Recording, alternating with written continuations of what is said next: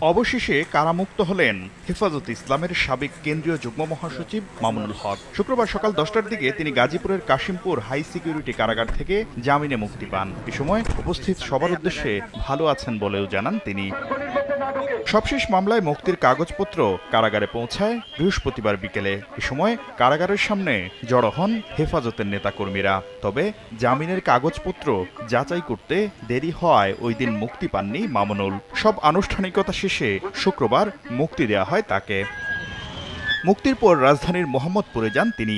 Asad gate থেকে ছাদ খোলা গাড়িতে করে যান মোহাম্মদপুরের আল্লাহ করিম মসজিদের সামনে। এ সময় হেফাজত সমর্থকদের ফুলেল শুভেচ্ছায় সিক্ত হন তিনি।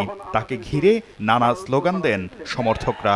উপস্থিত ছিলেন হেফাজতে ইসলামের সাবেক ও বর্তমান অনেক নেতা এবং বিভিন্ন কওমি মাদ্রাসার ছাত্র ও শিক্ষক। আল্লাহ পাক রব্বুল আলামিনের শুকরিয়া আদায় করি, আল্লাহর দ্বীনের কথা বলার অপরাধে যখন আমাদের সন্তানদের লাশ এবং তাদের রক্তমাখা বুলেট বিদ্ধ সেই মরদেহকে সামনে রেখে আমরা যখন আমাদের ন্যূনতম প্রতিবাদটুকু উচ্চারণ করতে গিয়েছি, তখন আমাদেরকে কারারুদ্ধ করা হয়েছে, আমাদেরকে নানাভাবে নিষ্পেষণ করা হয়েছে। জমিনে আল্লাহর দ্বীন কায়েম করতে চাই, আমাদের তাআলাউ ইলা কালিমাতিন সাওয়াইন বাইনানা ওয়া বাইনাকুম, এই এক মন্ত্রে উজ্জীবিত হয়ে আল্লাহর দ্বীনের ঝান্ডা সমুন্নত করবার এই আন্দোলন এবং সংগ্রামে আমি নিজেকে উৎসর্গ করার ঘোষণা করছি। 2021 সালের 3 এপ্রিল নারায়ণগঞ্জের সোনারগাঁয়ের রয়্যাল রিসোর্টে এক নারীর সঙ্গে হেফাজত নেতা মামুনুল হক অবরুদ্ধ হন।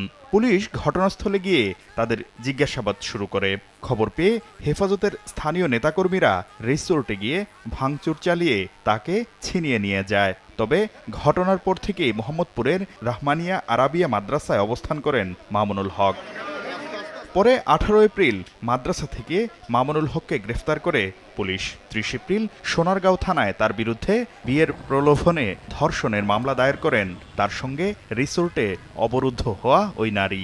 যদিও ওই নারীকে তার দ্বিতীয় স্ত্রী দাবি করে আসছেন মামুনুল হক। এরপর ওই মাসেই দেশের বিভিন্ন স্থানে তার বিরুদ্ধে রাষ্ট্রদ্রোহ সহ অর্ধশতাধিক মামলা হয়। পরে সেসব মামলায় তাকে গ্রেফতার দেখায় পুলিশ। ঘোষণা করছি। শাকির আহমেদ, সময় সংবাদ, ঢাকা।